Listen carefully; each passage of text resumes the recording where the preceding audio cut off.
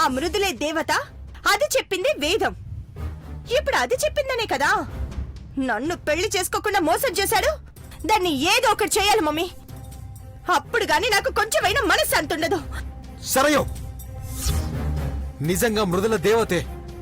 తన గురించి తప్పుగా ఒక్క మాట మాట్లాడినా 4 కోసేస్తానేమనుకున్నావు? బావా ఏమండి?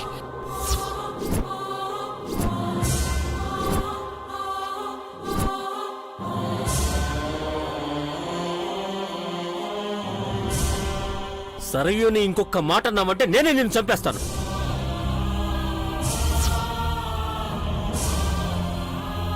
అసలు నువ్వు చేసిన వెధవ పనికి నిన్ను ఇంట్లో ఉంచడమే ఎక్కువ. ఇప్పుడు నీకు ఎవరిని ఏమీ అనే హక్కు లేదు. సరేనన్నా, నాకు ఏ హక్కు లేదు. మరి దీనికేం హక్కుంది? ఉందిరా, ఈ ఇంటి మీద సర్వ హక్కులు సరయుకు మాత్రమే ఉన్నాయి.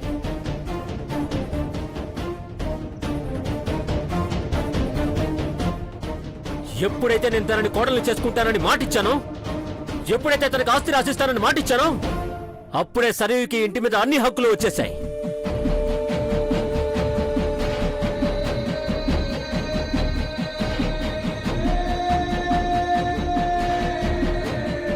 ఎందుకొచ్చిన మాటల్లే అన్నయ్య? ఏవో కంటి తుడుపు కోసం అనుకోవడం గాని ఇంకా ఇక్కడ మాకేం హక్కుంది? నీ కొడుకుని పెళ్లి చేసుకునుంటే కోడలిక కాస్తో కూస్తో హక్కుండేదేమో. ఇప్పుడిక ఏ హక్కుందన్నయ్యా? నా కొడుకు నా మాట వింటాడనే నమ్మకంతో మాటిచ్చానమ్మా. కానీ వీడి ఇష్టానికి వీడు పెళ్లి చేసుకొనొచ్చాడు.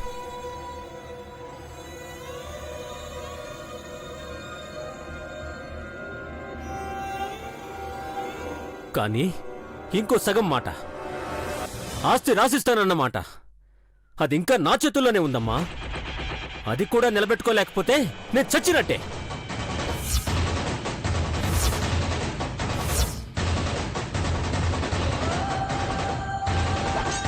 భారతి, పొద్దున్నే పంతులు గారిని పిలిపించి పూజకి ఏర్పాట్లు చేయించు.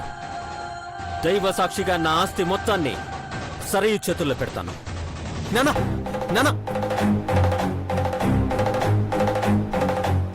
నానా ప్లీజ్ నాన్న, ప్లీజ్ నాన్న, నా మాట వినేనా నాన్న, ప్లీజ్ నాన్న, నాన్న ప్లీజ్ నాన్న, నాన్న నా మాట వినేనా, మీరు ఇలా నిర్ణయం తీసుకోవద్దు నాన్న.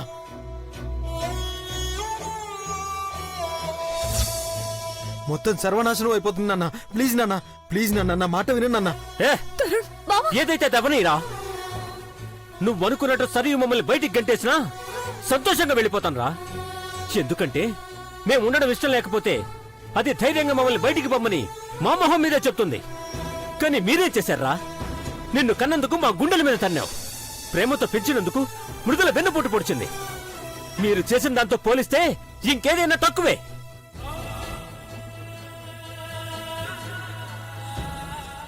భారతి, ఇప్పటి వరకు జరిగిందేదో జరిగిపోయింది. కానీ రేపటి కార్యక్రమం మాత్రం నేననుకున్నట్టే జరగాలి.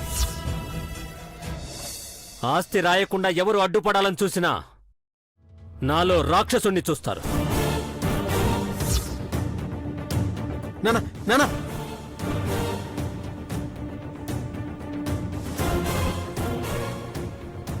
అమ్మా, నాన్నకి నువ్వైనా చెప్పమ్మా. ఏం చెప్పాలరా? ఎవరున్నా లేకపోయినా నా కొడుకే నాకు కొండంత అండ అని ఎంతో గర్వంగా చెప్పుకునేవారు మీ నాన్న. ఇప్పుడు ఎవ్వరు తోడు లేర్రా, నేను తప్ప. ఆయన ఏ నిర్ణయం తీసుకున్నా సరే అనడం తప్ప వేరే దారి లేదు. ఎందుకంటే ఇచ్చిన మాట తప్పే పరిస్థితి వస్తే ఆయన బతకరు.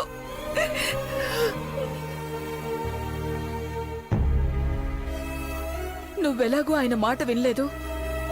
కనీసం ఆయన ప్రాణాలతోనన్నా ఉండాలనుకుంటే ఏం జరిగినా చూస్తూ ఉండు. ఆస్తి ఎక్కడ పోతుందోనని సరైన పెళ్లి చేసుకోకుండా నీకు నచ్చినట్టు పెళ్లి చేసుకొచ్చినావు. ఏమైంది ఇప్పుడు? సరైన ఆస్తి పోకుండా అడ్డుకోగలిగినవా? పైగా అమ్మ నాన్నలకి దూరమైనావు. అదే సరైన పెళ్లి చేసుకొనుంటే ఆస్తి దాని పేరునున్నా దాని భర్తగా నీకు అధికారం ఉండేది. అసలు ఇంత చిన్న లాజిక్ ఎట్లా మర్చిపోయినవన్నా? నేను ఆలోచిస్తున్న ఆస్తి కోసం కాదని వీళ్ళకి ఎలా చెప్పాలి? అంతా దాని చేతిలో పెడితే కుటుంబం మొత్తం ముక్కలు చేస్తుందని ఎందుకు అర్థం కావట్లేదు?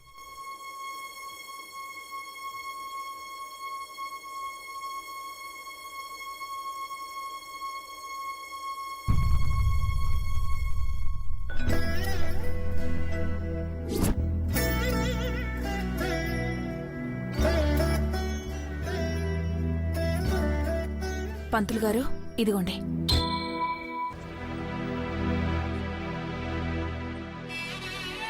ఎల్లుండే పెళ్లి కదమ్మా, తాలిబొట్టు కూడా తెప్పించండి, పూజ జరిపిద్దాం. అలాగే పంతులు గారు. రండి. నిజంగా మీరు చాలా గొప్పవాళ్ళమ్మా. కొడుకు అన్యాయం చేశాడని కోడలు కాస్తంత రాసిస్తున్నారంటే మామూలు విషయం కాదమ్మా. అది మా అన్నయ్య గొప్పతనం. ఇచ్చిన మాట నిలబెట్టుకుంటున్నాడు. అయినా ఆ దరిద్రాన్ని నెత్తిన పెట్టుకోకుండా ఉండుంటే నా కూతురుకు అసలు అన్యాయమే జరుగుండేది కాదు. కోమలి, ఇప్పటికే జరిగింది మర్చిపోలేక నరకం అనుభవిస్తున్నావు. ఇంకా నువ్వు ఎత్తి పొడిచి మాటలు మాట్లాడద్దు.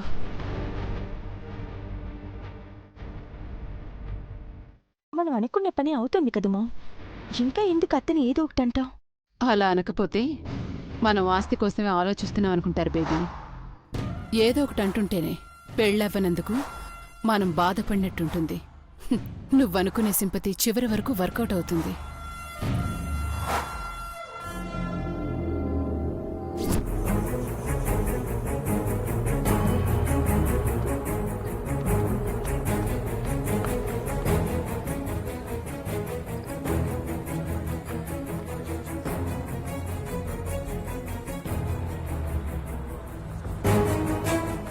ఏదైతే జరగకూడదని మనం ఈ నిర్ణయం తీసుకున్నామో చివరికి అదే జరుగుతోందన్నయ్య.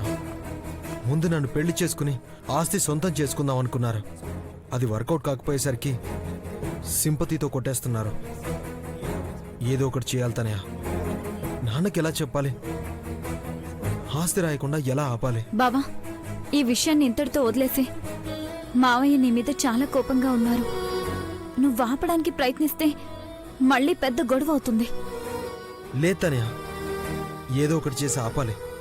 లేకపోతే సర్వనాశనం చేసేస్తారు. అందరి బతుకులు రోడ్డు మీద పడతాయి. ఏదో ఒకటి చెయ్యాలి.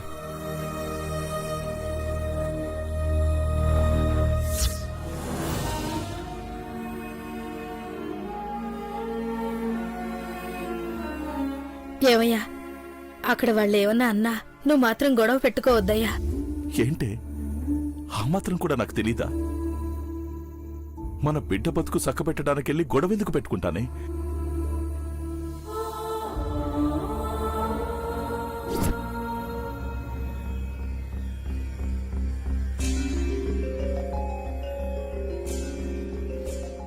భారతి, ఆస్తి పత్రాలు, బీరువా తాళాలు అన్నీ తీసుకొచ్చావు కదా? తెచ్చానండి, అదిగో.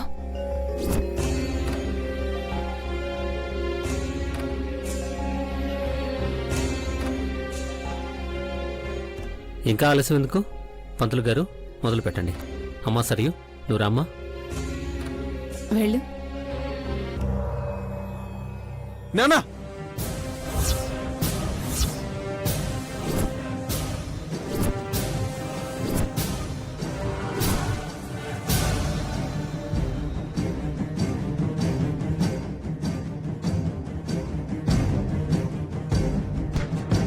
నానా వద్దు నాన్న, నా మాట వినండి నాన్న. నాన్న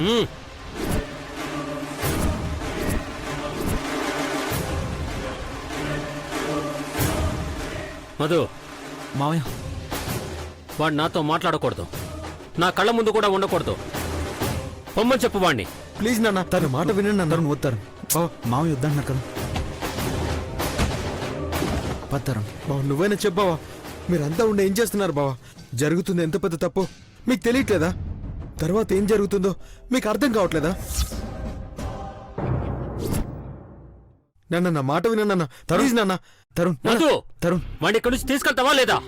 తరుణ్, నువ్వే అర్థం చేసుకో. ఈ విషయం గురించి మాట్లాడడానికి ఇంకేమీ లేదు. మావయ్య నిర్ణయం తీసేసుకున్నారు, జరిగి తీరుతుంది. నువ్వు గొడవ చేయకు. అది కాదు బావా. నువ్వు పద రా. పంతులు గారు మీరు కానివ్వండి. అమ్మా ఇక్కడికి వచ్చి కూర్చోండి అమ్మా. వెళ్ళు.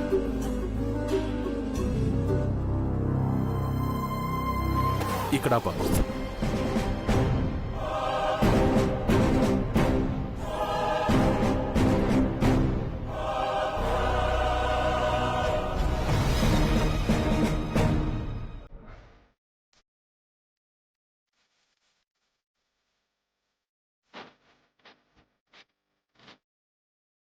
ఆగండి ఆగండి ఆగండి, మిమ్మల్ని లోపలికి పంపించొద్దన్నారు. నన్ను పంపించొద్దన్నారా? గొడవ అయింది కదమ్మా, మీకు మళ్ళీ వస్తే అసలు లోపలికే రానివద్దన్నారు.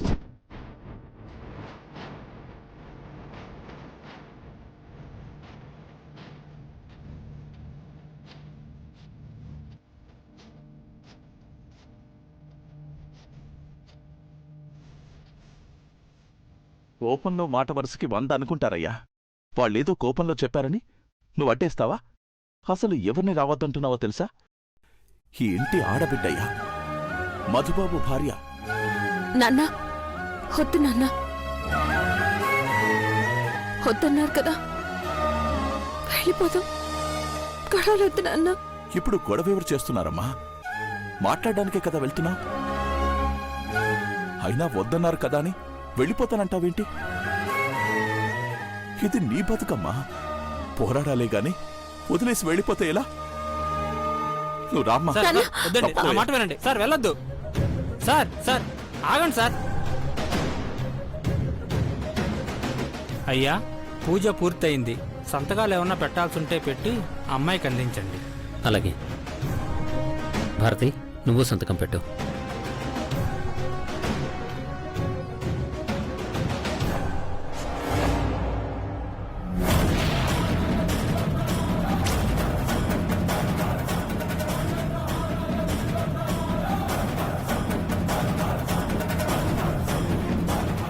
అయ్యా అయ్యా,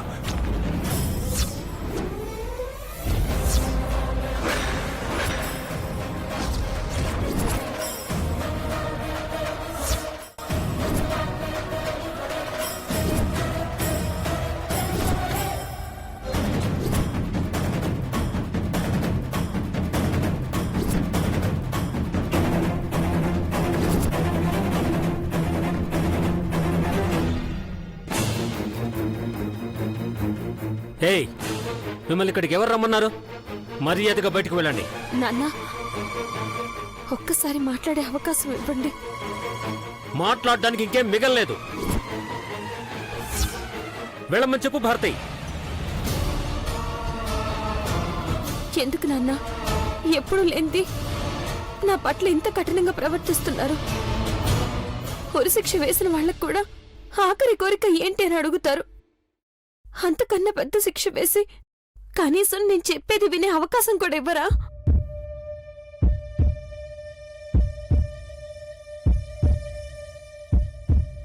వచ్చింది మీ కూతురయ్యా. మీ కూతురుతో ఒక్క మాట కూడా మాట్లాడరా? ఎవరు నా కూతురు? నాకున్నది ఒకే ఒక కూతురు, మానసి.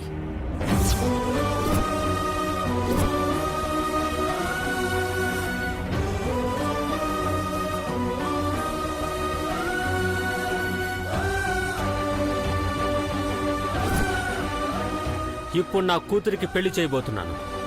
ఇంట్లో శుభకార్యం జరుగుతోంది. గొడవ చేయకుండా వెళ్ళిపోండి.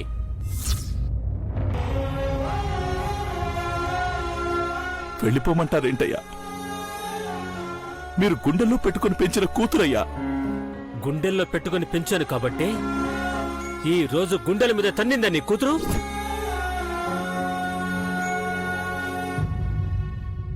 చూపించిన ప్రేమకి ఇచ్చిన ప్రతిఫలం చాలు.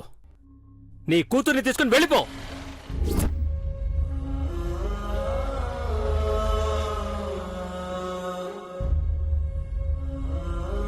అయ్యా, అంత మాట అనొద్దయ్యా.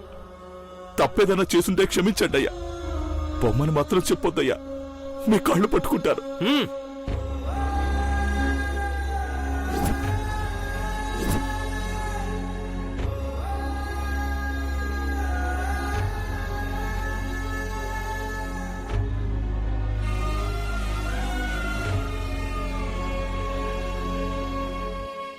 అమ్మా భారతమ్మా, నేనెప్పుడైనా నా బిడ్డ కోసం వచ్చి గొడవ చేస్తే నాకేం హక్కుందని తిట్టేవారు. నీ బిడ్డే కదమ్మా. తెలుసో తెలియకో బిడ్డేదన్నా తప్పు చేస్తే క్షమించరా? నువ్వైనా అయ్యగారికి చెప్పమ్మా. చెప్పేదేం లేదు వీరాస్వామి. ఆయన మాటే నా మాట.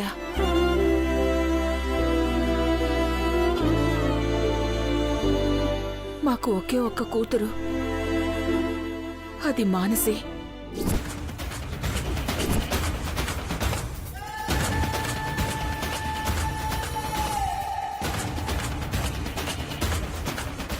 మానసి పెళ్లి చేసుకుని వెళ్ళిపోయాక ఇక కూతురైనా కోడలైనా సరియు మాత్రమే.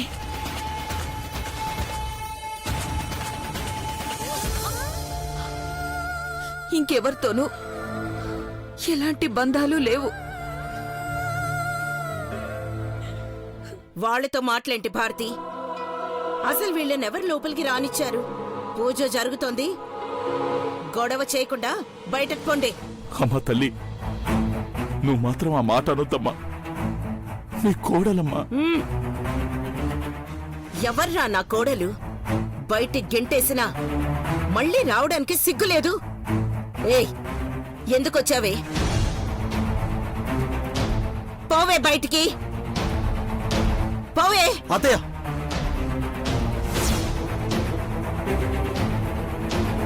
మృదుల ఏం తప్పు చేసింది? మేం చేసిన తప్పుకి మృదుల మీద ఎందుకు కక్ష కడుతున్నారు? అన్నా, నువ్వేం మాట్లాడద్దు. నేను చేసింది తప్పైతే మీకు నచ్చిన శిక్ష వేయండి నాన్న.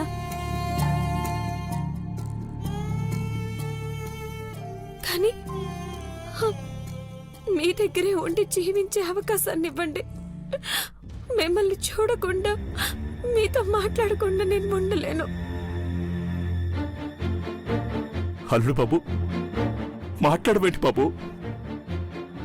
నీ మృతుల తప్పు చేసిందంటే నువ్వు నమ్ముతున్నావు బాబు? ఒకే ఒక్కసారి నా బిడ్డ మొహంలోకి చూసి చెప్పు, నా బిడ్డ తప్పు చేసిందా? రాక్షసుడు లాంటి నన్నే మార్చిన రాముడివయ్యా, నీ భార్య మనసు తెలుసుకోలేవా? నా బిడ్డను మాత్రం దూరంగా పెట్టొద్దయ్యా. నే కాళ్ళు పట్టుకుంటానయ్యా.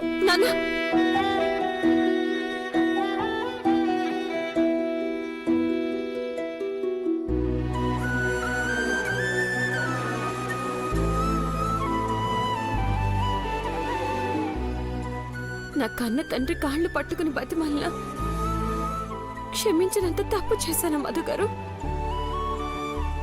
నా మనసు మంచిదనేవారు. నేనేం చేసినా అందరి మంచి కోసమే చేస్తాననేవారు. ఇప్పుడు నేను చేసిన పనిలో మంచి కనిపించలేదా? ఎందుకు మీరు కూడా నన్ను చెడ్డదానిలా చూస్తున్నారు?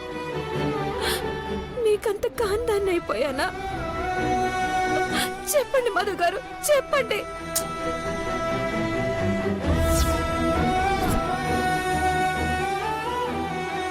నేనే తప్పు చేశాను. ఆపే. చేసిందంతా చేసి ఇంకా ఏం చేశానని అడుగుతున్నావా? ఇంకా ఏం చేస్తే తప్పు చేసినట్టు? ప్రాణాలు తీస్తేనా? పెంచిన పాపానికి వేళ ప్రాణాలు, కట్టుకున్న పాపానికి వాడి ప్రాణాలు తీసేసిపోవే. అయ్యో, ఎందుకంత దారుణంగా మాట్లాడుతున్నారు? అంత పాపం నేనేం చేశాను? ఎందుకు మా అమ్మ నాన్నల్ని నాకు దూరం చేయాలని చూస్తున్నారు? నోరు ముయ్వే. ఎవరు ఎవరిని దూరం చేయాలని చూస్తున్నారే? నువ్వే మా అన్నా చెల్లెళ్ళని దూరం చేయాలని చూస్తున్నావు. అన్నయ్య, ఇదంతా నాటకం. నిన్న గొడవ జరిగి ఇది ఇంట్లోంచి వెళ్ళిపోయింది కదా. నిజంగా మిమ్మల్ని వదిలి ఉండలేందే అయితే, బతుకు కోసం ఆలోచించేదే అయితే, రాత్రికి రాత్రే అమ్మ నాన్నలతో పరిగెత్తుకుంటే ఇక్కడికి వచ్చుండేది. ఇప్పుడు మాత్రం ఎందుకు వచ్చిందన్నయ్య? ఇప్పుడు మీరు ఆస్తిని సరియోకిస్తున్నారని తెలిసి ఇవ్వకుండా ఆపడానికే సరిగ్గా ఇదే సమయానికి వచ్చి గొడవ చేస్తోంది. అసలు దీనికి ఆస్తి మీద ఆశ ఉన్నట్టుందన్నయ్య. అందుకే ఎప్పుడు ఆస్తి విషయం వచ్చినా ఏదో గొడవ చేస్తూనే ఉంటుంది, ఆపుతూనే ఉంటుంది. ఒక పూట తిని ఇంకొక పూట పస్తులతో గడిపే బతుకులమ్మా మావి. ఆ బతుకు చక్కగుంటే చాలు. మాకెందుకమ్మా ఈ ఆస్తులు? మీకు నచ్చిన వాళ్ళకి రాసుకోండి. కానీ నా బిడ్డను మాత్రం ఈ ఇంటి బిడ్డగా ఉండనివ్వడమ్మా. మధుబాబు నుంచి దూరం చేస్తే నా బిడ్డ బతకలేదమ్మా.